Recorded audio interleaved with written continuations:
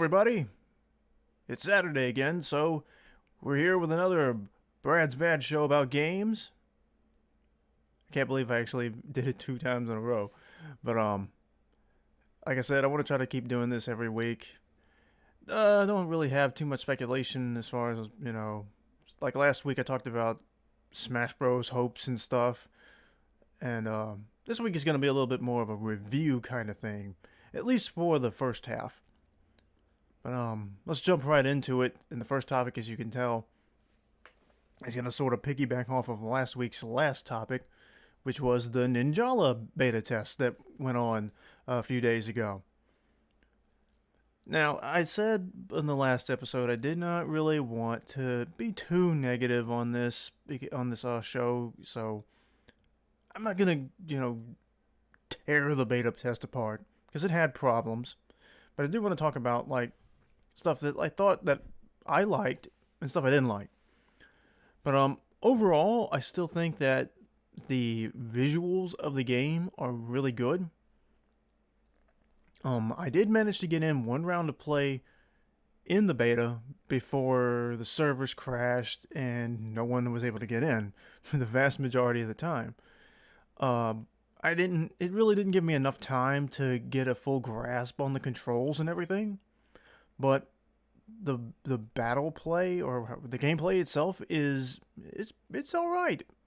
I didn't hate it. I enjoyed the very brief moment I did get to play it, even though I didn't have a full, understanding of how everything worked. I didn't have time to get comfortable with the controls. But that said, I think like the battle system works as far as like the goal. I actually it said something about like 4 versus 4 play, so that's what I was expecting, but I got placed in a free for all. Now I don't know if that's just for the beta and that was the only way they were going to test it. I'm sure there will be multiple modes and stuff like that, so there probably will be 4v4 and there will be free for all. But there might be a couple other different ways you can mix and match teams and stuff like that. But the free for all was pretty fun. The character customization, there weren't a lot of options. There were a decent amount, and I'm sure there will be more in the future in the actual complete version of the game. But I generally liked them. I liked the little character I had of myself. I wasn't able to match my hairstyle necessarily, but you can't always have a game where the character customization looks 100% like you. So it's fine. I like the way the characters look. But the interesting thing though is that the big problem with the beta test was that the servers crashed repeatedly. I got into when I first got into it, I jumped on it right away. I wanted to be one of the first ones in, try to get a feel for it, and play as much as possible because the beta test periods were only an hour long. So I think it was like 2 p.m. to 3 p.m. in my time for the first one. I got in it too, played it for about maybe 10 minutes. I got a little bit of tutorial stuff in, not a lot. Because I wanted to just dive right in and figure it out myself. But I played one round. I ended up coming in, and it's a free for all of 8 players, so I came in like 4th overall. So wasn't the best player, but I ended up in the top half. So I was fine with that. But I wanted to win. But unfortunately, after that first game, the servers crapped out and nobody could get back in. So they shut down the first beta period and did emergency maintenance and then extended it later. And I think they gave it an extra hour, maybe, and then they shut it down or closed it. I think they completely canceled. Let me see, what happened again? They brought it back up, but I still think people weren't able to get into it in that first time period. So it closed and everyone moved on. and most of us, I think, just waited for the second period. Well, got in, decided to look around. They said that they had fixed the issues. So I decided to go and play a little bit with the character customization because when I first created my little character, there wasn't really a lot of things to do with them. But then I saw people were using like different outfits, and there's a couple of different things I didn't see in the original character creator. So I thought, I must have missed something. So I played around with the character creator for a bit. Then tried to get into a game. Couldn't get into a game. And the same thing happened. Like almost immediately after they had opened the second beta test period, they shut it down and once again had to do emergency maintenance. The servers were overwhelmed. And to me, I don't understand how they could not have predicted that this would have been a very popular game. Like, it's free to play, the beta was free, it was open to anybody who wanted to play it all over the world, and you're condensing the play period to 1 hour. I saw plenty of people on Twitter saying, like, hey, why don't you just open the beta for 24 hours? That way people at any point in the day can come in, try it out for a little while, and then, move on when they've had their fill. Like, that seems to have been a much better idea. That way, the entire world's not trying to get into this game at the same time. And it's just, I don't know why they didn't do that. And apparently, since this is the team that put together, not put together, but created Splatoon, people were saying this happened with Splatoon 2. That the beta test went live and the servers crashed. So I don't know. You would think that, like, hey, this was a recently featured game in a Nintendo Direct. Yes, it was a Nintendo Mini Direct or whatever you want to call them. But people, it was just a given that people were going to want to play this. At least to me. I don't know. Maybe they had low expectations for the beta. But that seems like, why would you expect your beta to not be popular? Especially when you already have a popular game that got a sequel already. It just seems like a weird decision on how to run your beta test. But like I said, now I will say that I did see people saying that the third beta, the final one, did run better, and some people had no problem at all getting in.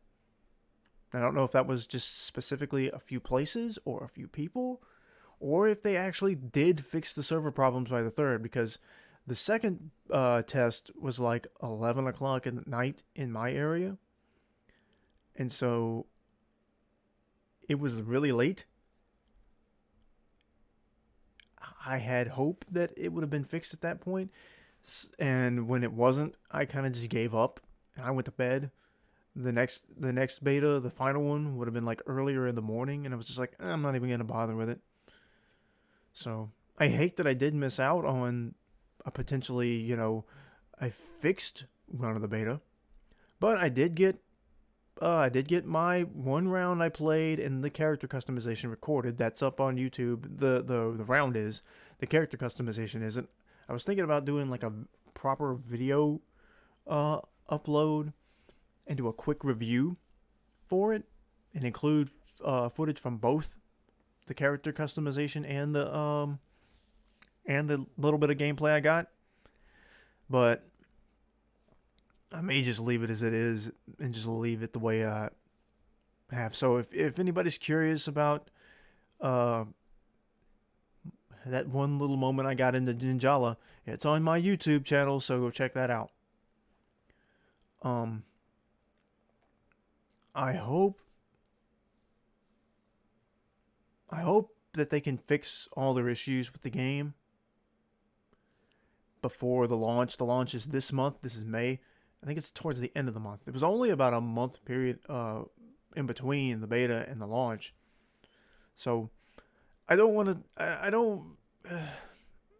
I feel like it's not quite right or fair to say that just because the beta didn't go well, that the final game won't go well. Because if, which I didn't see anything about the beta for Splatoon. I've only barely ever played anything for Splatoon. Um, so, and obviously Splatoon is really popular, or at least it was. I don't know if it's still, I don't know if it's still got tons of players at the moment, but when it was out, it was a big deal. So, I assume they'll fix these and I really hope they do. I don't want the beta experience to ruin somebody's opinion of a game. But I do agree. This is what beta tests are for, is to see, where the game has issues and what they can do to improve on stuff.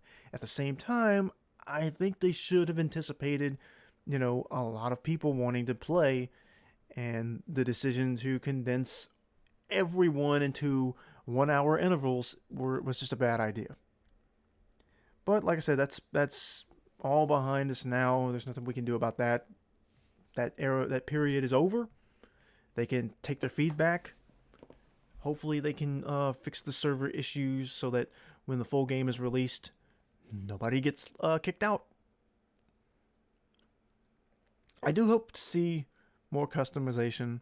I didn't really look around with the other stuff though. I'm not sure what the other menus were. I don't even think they were like operable at that point.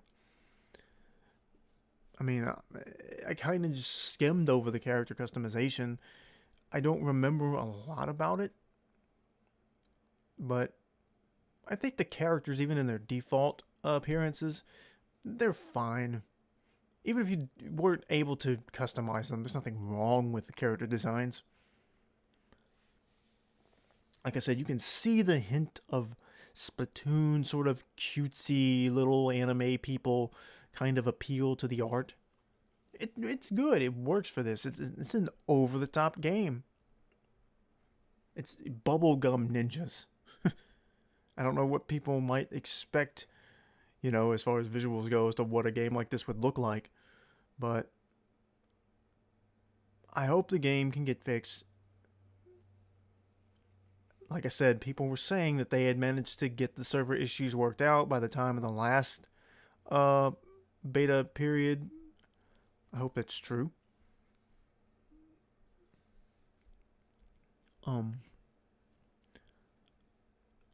So I do hate that the game data doesn't carry over to the final version. For a lot of like betas and stuff like that and demos, or maybe more likely with demos, but a lot of your save data carries over. For this one, it doesn't. So if you downloaded the beta, you may as well delete it now because it's not going to come back again. You'll have to download the full version of the game later. So I kind of hate that, but then again, it's not like anybody really had time to build anything.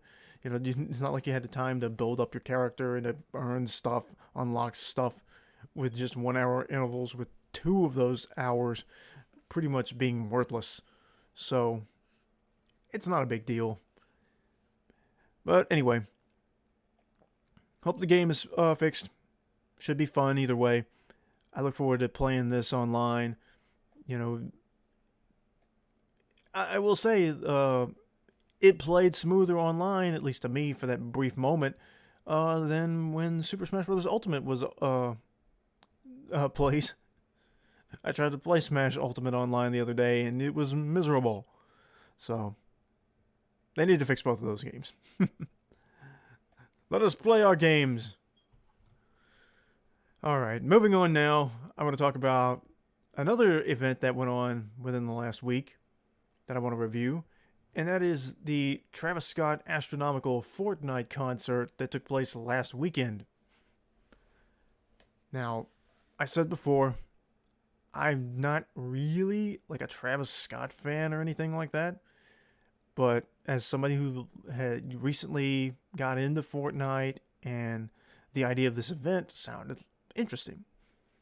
So I was like, a concert within a video game, and that video game is a shooter game. Like, how is that gonna work? So the intrigue was there, And I was like, I got to check this out. So I got in, and it dropped you in the middle of this team battle where you just respawn over and over again. And there's a little stage out in the middle of these islands, and there's a countdown. And so you basically just played. I came in with like 20 minutes before the show, so you just play the game until the show starts. And if you die, you just respawn, so you don't get kicked out of the game. Because they had said, like, hey, we're going to open up early, so make sure anybody who wants in, I guess just out of fear that too many people could try to get in and it would leave people out. So they're like, hey, come in early, make sure you're there. But anyway, played, countdown got within like 2 minutes, and it shuts everybody's combat off, from what I saw. You could only use taunts, but they did give you some specific taunts to use during the event that are related to or emotes, I guess is the way they're referred to, for the concert. But I was funny. I just used my chair emote where I was playing as Deadpool, and I had him just sit in the chair, looking at his watch, waiting for the show to start. I thought that would be funny. That was the main reason I wanted to do this, was just so I could make jokes through the whole thing. I talked about SpongeBob and how he stole the Super Bowl spot from him last year, which was, a big, I won't say scandal. It just was a big, fans kind of felt like, we got, that was a bait and switch moment there. But as far as the concert itself goes, it was cool. And like I said, somebody who really hasn't paid attention to Travis Scott or his music or anything like that, but I really enjoyed it. What it was once there's just like this floating planet, mini planet floating around the map, and then it comes through on the stage. Then everything explodes, and this gigantic Travis Scott starts dancing and singing around the Fortnite map. Now you can't, your weapons and all have been disabled, so you can't go after anybody, but you're free to move as you want. And at different moments you're able to jump really high, which the concert forces you to jump. So you're up in the air, you're moving around. There was one point where you're underwater, the entire map becomes water. There's one point where the entire map is outer space, or you're in the sky, and you're just kind of floating around, flying. For the earliest part, it was Travis Scott walking around, stomping around, and dancing around the Fortnite map. Then it took you off the map, and you couldn't, none of the buildings and the landmarks and all that stuff were all gone. You go under once you hit the underwater part, you look up and you can see this giant Travis Scott in a deep sea diver suit or something, or whatever this suit is with a helmet on,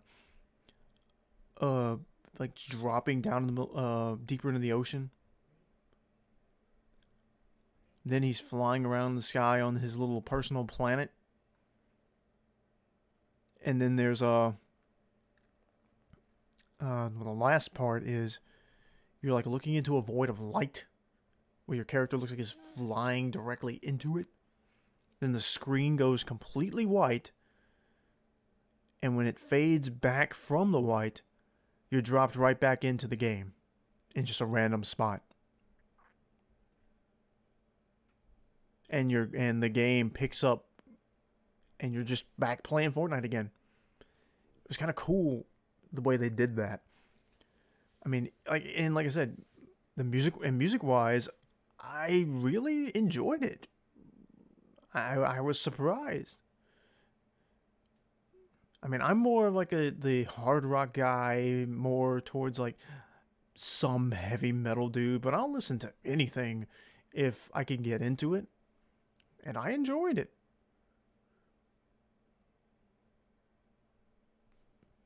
The guy's music does not sound bad at all.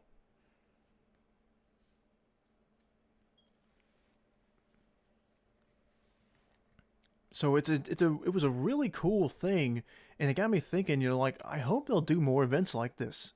I hope they'll bring in more artists. Um, I specifically was thinking somebody like, hey, grab a band, grab a cool band that's got a gimmick that they can work, to give people skins of. And I thought Ice Nine Kills. I mean, they're a pretty.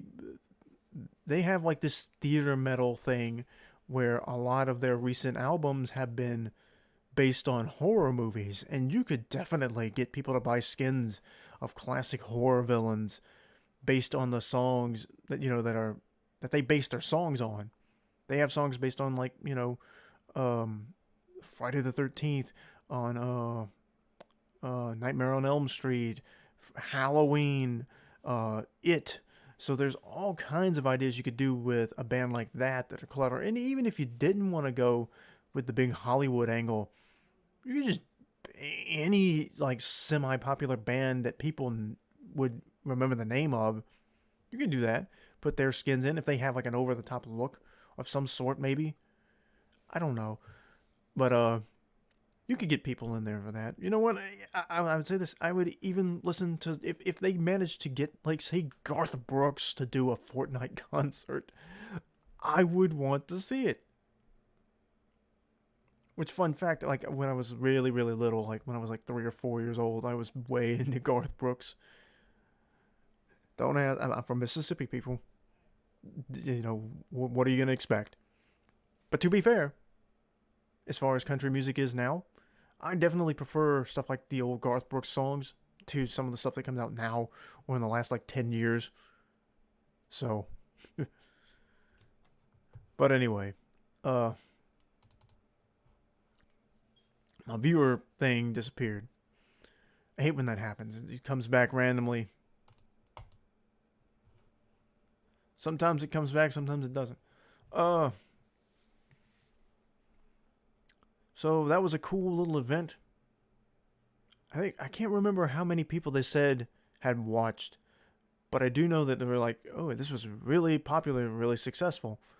Um, so that gives me hope that we'll see more Fortnite concerts of some sort, or just some cool event like that.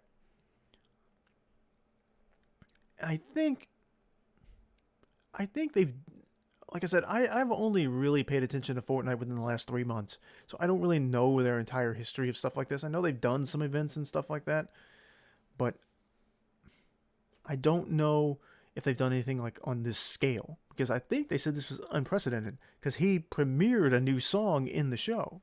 So this was so this Fortnite concert was where Travis Scott showed off a brand new song that no one had heard before. So it's an interesting, you know, what would you say? What would you call it? Like a marketing thing? It's an interesting way to get your stuff out.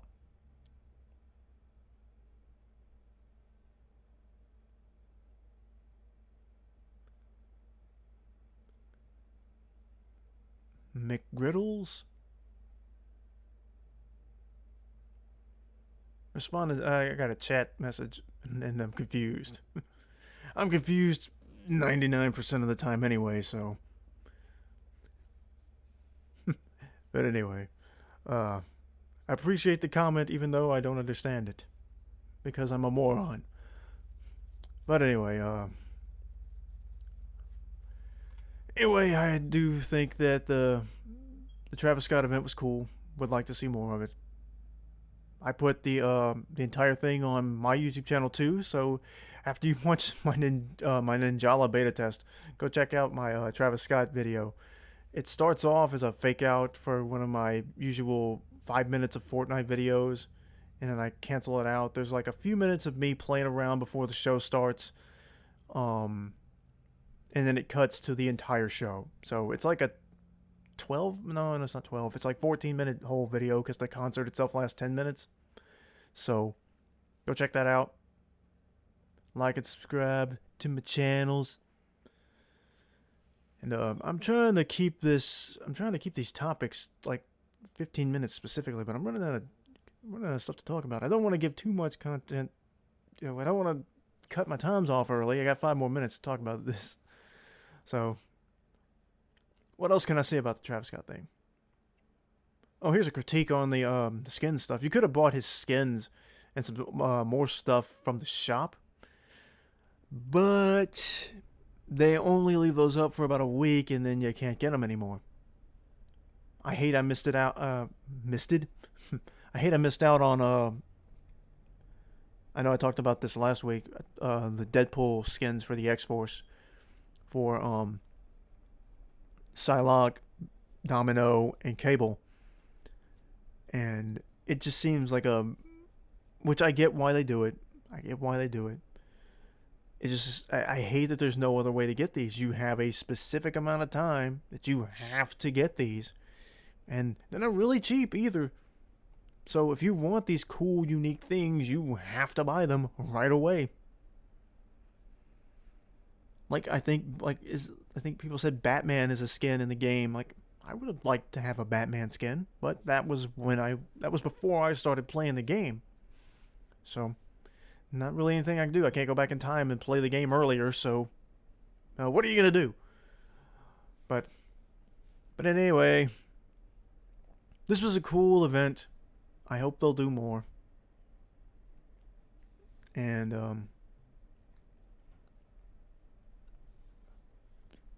I'm trying to. I think there's a new season about to start, or did start, or something. I know they recently took out the Travis Scott stuff. A few days after the event, the decorations and the little things that they had out, like the stage that the show started on, were still in the game. That's all been removed. So, like the big golden inflatable bouncy heads that you could bounced off of, that's all out. The Deadpool yacht is still there. The Deadpool taking over the party bus is still there. So that's interesting. But I don't know. But it was cool. It was cool to see. It's cool to be a part of. I'm glad I got to be a part of it. And hopefully we'll see more stuff like that in the future. So I'm going to go ahead and move on to the next topic, because this is a brand new topic. This was released, or not released, but revealed this past week. And I think people have mixed feelings on it. It is WWE 2K Battlegrounds. This comes after the announcement that the WWE had canceled their planned game for next year, or I guess it would be this year, WWE 2K21. And that is because WWE 2K20 was a disaster for them. The game graphics looked worse than they had in years. The game was riddled with glitches, and just it was everywhere you look. People were posting video of how bad the game would glitch, where character models wouldn't move right or animate right. Like, there's a funny There's a funny glitch from one of the older games. I can't remember which one, but it's one of like the referee's arm bending the wrong way, and then he somehow ends up in a thumbs up. I can't remember what. It's a cool looking. It's a funny GIF. If you can find the. If you go look up the GIF. I don't know what game it's from, but it's just funny to see, because the ref's arm is contorted in just complete wrong way, and then it swings around to a perfect thumbs up. It's really funny. But anyway, that WWE 2K20. I haven't played the WWE games in a long time. The last one I think I bought was WWE 2K16. So that was like the 2015 game. So it's been like 5 years since I've even cared about the WWE games. Like, I used to think, like, hey, if they get some of these new characters in there, these new wrestlers in there, maybe I'll try out the new game. But even that, even having guys like AJ Styles and Nakamura in these newer games didn't sell it on me. I just didn't care. And even when WWE 2K20 added stuff like the Southpaw Regional Wrestling DLC stuff, I just couldn't care enough about the game, knowing how bad it was, to want to play it. Like one of the big things that people criticized it for later was after the after the new year, the game wouldn't let people play. It was shut out because there was something in the code that prevented the game from operating after 2019. So you literally have a game that is named for the year 2020 and it won't play in 2020. I have no idea. I haven't looked up on this. I assume that was patched up and fixed because they still sell the game. Otherwise, it'll pull the game off. It'll pull the game out of Steam or the Xbox or whatever. Because who would buy a game that you can't play? But this game though, WWE 2K Battlegrounds, is an interesting response to the cancellation of 2K21 because this game's art style is crazy. It's super unrealistic, and the scenarios of the very brief gameplay we got were like way over the top. And people were automatically comparing it to WWE All Stars, which I haven't played, but I at least know what that game is like. It's crazy over the top, like, oh, somebody's going to jump off the top rope. Well, instead of jumping off the top rope, they like practically jump to the roof. It's like if all of the wrestlers were superheroes. Every move is like turned up to like the maximum, most over the top version of itself that you can imagine. And the art style of this new game here appears to reflect that because the characters don't look realistic at all. Their body proportions are way off. But that's intentional. That's not like, that's not like an error. I mean, the game's teaser trailer opens up with The Rock throwing John Cena into the mouth of an alligator in a ring that is in the swamp. So that sold me right there. At least it didn't sell me necessarily on buying the game, but at least keeping my mind open to this could be a fun, entertaining game.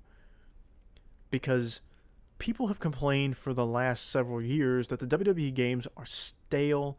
They don't offer anything new other than an updated roster. And like I said, I had played these games, I started playing WWE games and being interested in them when Day of Reckoning came out on the GameCube. And I tried to follow up with some of them, but there were just sometimes where like these games are just not different enough for me to care about. I liked Day of Reckoning. I thought Day of Reckoning 2 was kind of meh. I didn't like it that much. Those were the last two for the GameCube I played. There was only 2 games on the GameCube. I moved over to SmackDown vs. Raw on the PlayStation, which is where a lot of my games were for a while. Like with SmackDown vs. Raw, 2006, 2007, 2008. I can't remember which year. I think it was 2005 was before that.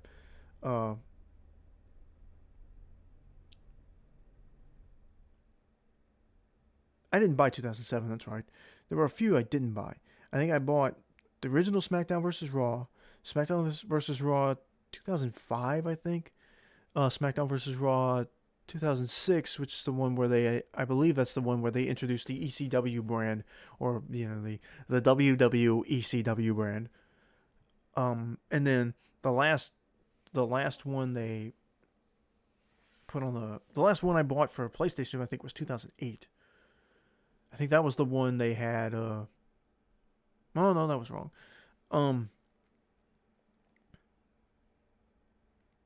Then that I moved over to Xbox, or Xbox 360. I did have the Xbox version of WrestleMania 21. I hated that game. It was awful. You could win a match with one wrestler, and then your opponent's music would play. it was a really bad game, and I just did not like it. But Xbox 360 though, they carried over the SmackDown vs. Raw series, and they rebranded it. Instead of like being, it was titled SmackDown vs. Raw featuring ECW, but when they moved forward and they started to to do away with the ECW brand, and they started trying to get away from that, they rebranded the games to just WWE. It was like WWE 13 was the, no, it was 12. WWE 12 was the first one. The last SmackDown vs. Raw was 2011. Then it became WWE 12. I had that game. I liked that game. Then it was WWE 13. I had that game. I liked that game. See, the thing that got me that I really liked about those games at that time was they introduced story developer or story creator, where you could make your own storylines in the game using either the wrestlers on the roster, or you create your own wrestlers and and put them into already pre-animated cutscenes, and have them play out as you would want them to. And I love that. I love that idea. I wanted to use that and do my own online wrestling show. It's an idea I would still like to try to do one day, but I just don't. I can't get myself to buy these games still. Plus, they took the story creator out like several years back. I think they took it out in. I can't remember if the story creator was still in 2K16. That was the last game I played. I think that was the one that had Stone Cold Steve Austin on it. Yeah. WWE 2K12 had 2K12. WWE 12 had Randy Orton on it. 13 was CM Punk. I skipped 14. I don't remember who was on it. 15 was John Cena. And 16 was Steve Austin. I can't tell you, and I know, like, 18, I think, was Seth Rollins. 19 was AJ Styles. I may have flipped those. I know 20, it was a combo of Becky Lynch and Roman Reigns. And I know some of those games had different covers. They had multiple covers depending on which version of the game you ordered. But the story creator got taken out, and then I was like, that was my favorite thing. Yeah, it took forever to set things up. You had to create all your characters, and you had to plan out what you want this to do, and this and that, and that kind of deal. But that was my favorite thing. The actual gameplay for those games wasn't all that great. I only ever played those games to unlock the full roster, just so I could play with like the character, the entrance creator, come up with things for my own original wrestler characters. So, like, you can unlock, if you unlocked, old school Undertaker, then you get his entrance and you get his music and all that stuff. But there was a period where they introduced some original stuff. Like, they had a bunch of different music tracks that weren't like actual wrestling music tracks, or just some things that they bought. I guess, like, I don't know if it's like royalty-free stuff or just stuff they licensed to put in the game so you could have specifically for your created characters. But that was my favorite part about the WWE games, was the storyline creators. They sort of carried those over to like WWE Universe mode. They reused some of those cutscenes in there. But that game also sort of plays out on its own. You can somewhat control things there. I don't remember to what degree, but the story creator itself, you build your own story just from scratch. And I had some pretty cool ideas, and they were cool to me.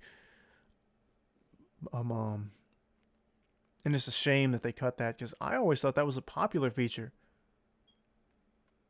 There was an entire like community thing, I know, where people were building their own stuff and putting it online, and that's where I wanted to do it. Like, where there was, their own versions of certain things, like maybe different classic moments in wrestling history, or um, or their own completely original rosters. There were definitely some CAW leagues around the around the old YouTube, and I wanted to be part of that. I still would like to do that if I could find a game that will let me do that, but unfortunately, there's not one. Uh, if I could find a operational, fairly good shape Xbox 360, I might would still do that. I still have my copies of those old wrestling games. I think, which one was it? One of my games ruined. I think it was WWE 12. It may have been WWE 13. I can't remember if I accidentally ruined the disc because my Xbox had given me problems one day. I think I moved it or something out of the way, and it ended up ruining it. Even though I was careful, I don't remember exactly what happened. But either that happened, or I accidentally, or something happened, and my save data for that game corrupted. I hate that happened, but I don't know.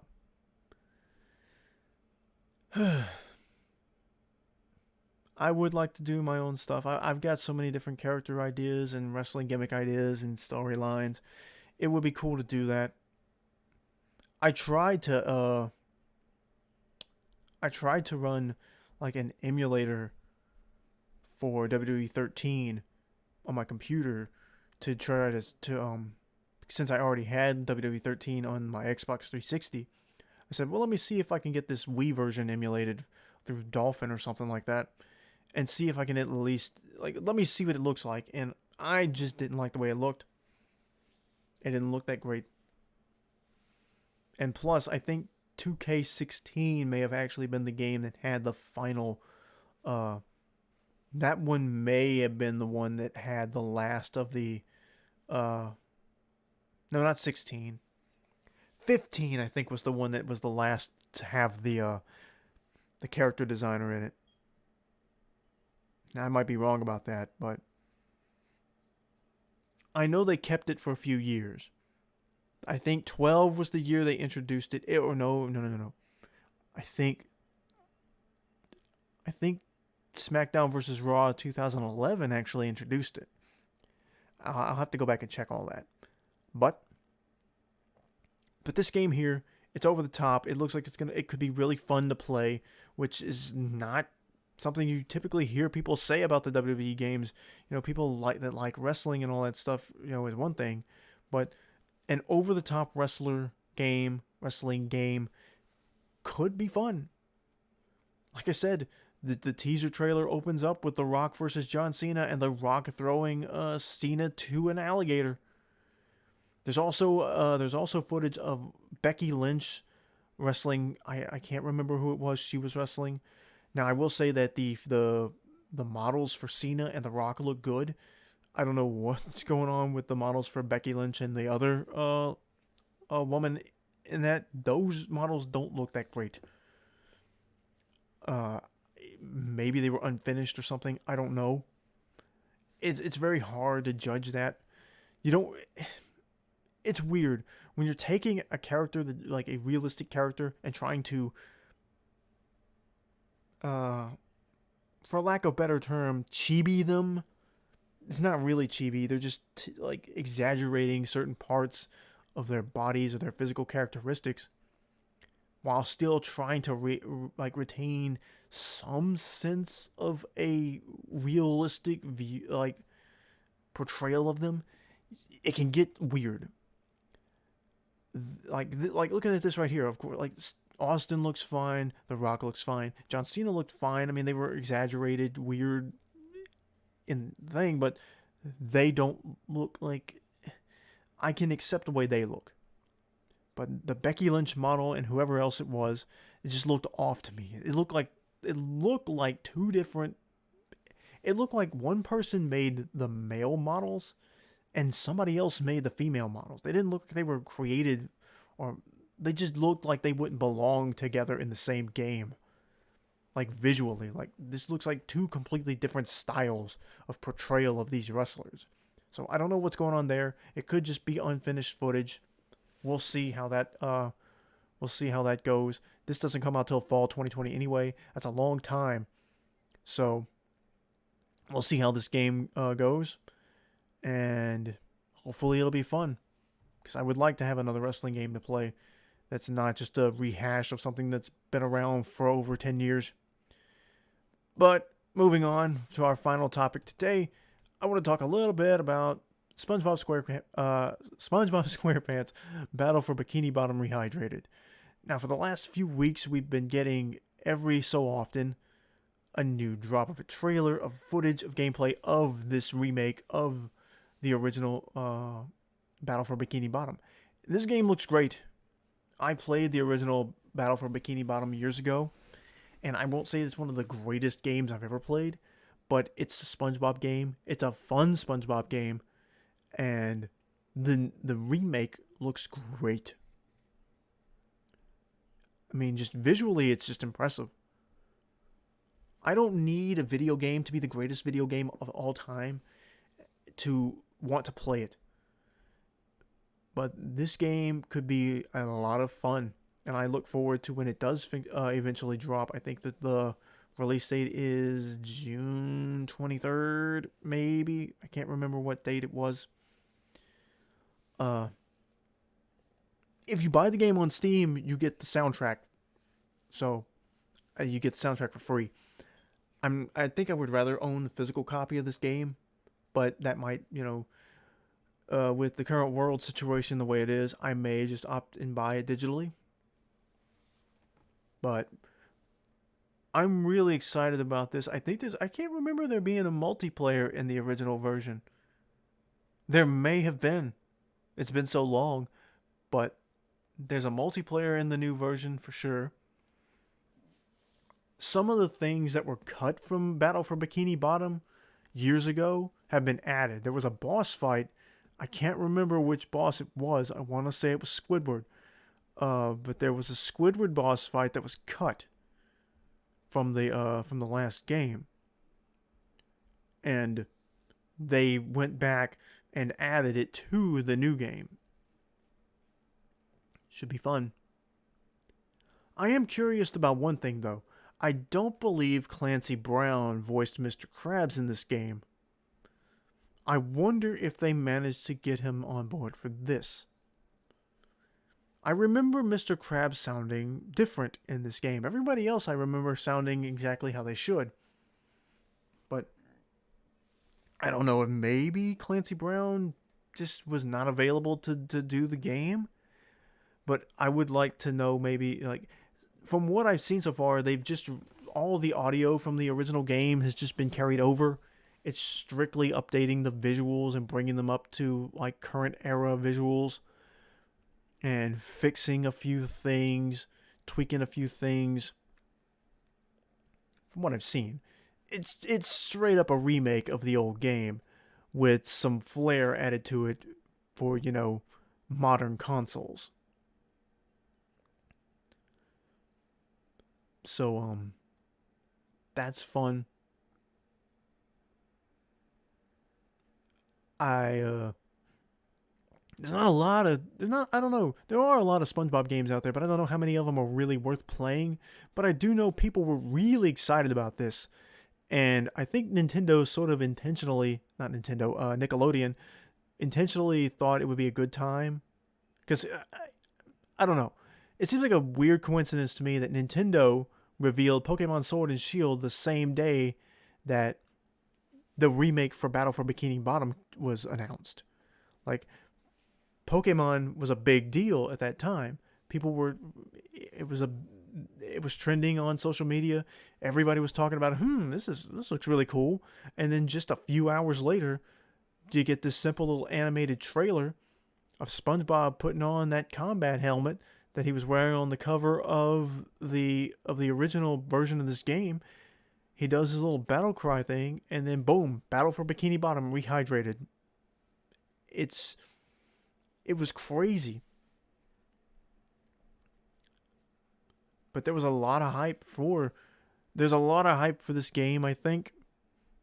I don't think anyone's expecting to be blown away by it. Because one, it is an old game. Two, it is a Nickelodeon game. But, I think that this was a good game. What I remember playing of it, I could every now and then pop this game in and get lost in it for a little while. That SpongeBob charm is all over this game. It definitely feels like when you play this game, it feels like you have stepped into Bikini Bottom. You have you are there. You're hanging around Patrick and Sandy and SpongeBob.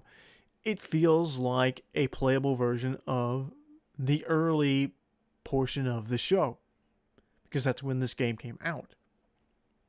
And you can hear it because in the first few seasons of SpongeBob has a manner of talking. Like, his voice has always been super exaggerated. It's super comical, over the top, cartoony. But it goes even further, I think, after Steve Hillenburg left the show. When he left the show, SpongeBob's characterization changed. A lot of the other characterizations did too. Like, Patrick was always sort of an idiot, but I don't his characterization changed. He got dumber and dumber as the show went on. And you can tell that, like, there would be moments where Patrick was just oblivious and just an idiot. He thinks he's smart when he's not. Like the whole episode where SpongeBob gets the suds and Patrick's like, "Oh, the doctor's terrifying. You don't need to go to the doctor. I'll take care of you." And he insists through the whole thing that he doesn't need to go to the doctor. That Patrick knows everything he needs to know to take care of SpongeBob. And then he gets into an argument with Sandy over it. He's like, "No, you're not a doctor. You can't treat SpongeBob." And he's like, "No, I can." But that wasn't that's not the same kind of stupid that Patrick eventually became. That was like idiot sort of like, I'm smarter than everybody else when I'm really not, I prefer that version I prefer the older characterizations of the characters. And of course they haven't changed that much, but I think they were more enjoyable. Because then remember at the end of that episode, Patrick, he blew a bubble and like, "Oh, doctor, I have the suds too. Do I get a lollipop?" And then they used him to scrub down cactuses and toilets. So stuff like that is funny. And I prefer the older episodes of the show, and that's not to say that I don't like the newer episodes, because I can pretty much watch any episode of SpongeBob except the Splinter episode. And I think there was another one, just like the uber gross episodes I don't like. But the more recent ones where Hillenburg had come back to the show, they're pretty good, and even some of the ones that are coming out now, I don't know if we're still I don't know if these most recent episodes had Hillenburg evolved before he passed away, but they've been enjoyable. So I think SpongeBob overall, even for mediocre episodes, are still watchable and still enjoyable for what they are, though I personally prefer the older stuff. But at least in that sense, I'm glad that this game came out during that time period, because the characters are a little more closer to how they were then. And since this is just carrying over the old stuff and making it look pretty in 2020, that's cool to me. That's exactly what I would want at a game like this. And of course, the soundtrack is wonderful. I love the soundtrack for this game, and I'm tempted to buy it digitally anyway just to have the soundtrack. But this has been a low-key game that I've been looking forward to for this year. It's like a top game that I'm excited about. That and the Samurai Jack game that's supposed to be coming out at some point. I think that's a summer release too. So maybe this is a good era for games based on cartoons. Maybe we can get some good games. And I don't know what other show we could get to have a game based off of. There's a few Steven or games with Steven Universe in it, but I don't know if those games would be on the level of a game like this, or potentially the Samurai Jack hack and slash game. I think those are more just like a, hey, do you like Steven Universe? You'll here play as Steven. So I don't know. I haven't really checked those out. But some interesting stuff going on, game wise. There are a few other things that happened recently that I didn't put enough thought into. I should have probably talked about, like the summer games event that was announced either yesterday or the day before by Jeff Knightley. It's basically a, what was it, 4 month sort of deal covering games that's effectively supposed to be a replacement for E3. Instead of this gigantic event where everyone's gathered together, will it's gonna be showcasing games through the summer. At least that's the way I read it. That's what the very little I read about it. That's what I got from it. Plus Nintendo's whole, there's the rumor going around that Nintendo won't have another Direct until after June. Like I joke around about there not being a Nintendo Direct. Like, where's my Nintendo Direct? But we've got games, people. I mean, there's certainly worse things could be going on right now than the developers actually working on their games than putting out, fancy trailers and stuff. The directs will come. Give them time. But anyway, SpongeBob looks like a fun game. I'm curious as to what people's opinion will be. Like, do they prefer the original game, or will they like the remake? Because there's always that crowd of people who are like, I prefer the old one, versus, the new one's much better. So it'll be interesting to see how people land on those stances. But let's see, what time is it? It is probably about to roll over to 12:58. So I've been here for about an hour. My viewer count really hasn't changed much, so it's not like I got a big audience waiting for 2 more minutes of content. So I'm probably gonna go on and get out of here. Try to get a couple more video gameplays recorded. I've got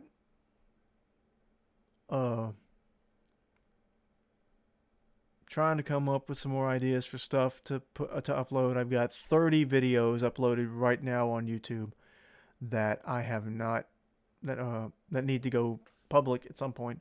5 of them next week will be all Pokemon Sword. So I have the few times I stream Pokemon Sword live on like I'm doing now are on YouTube.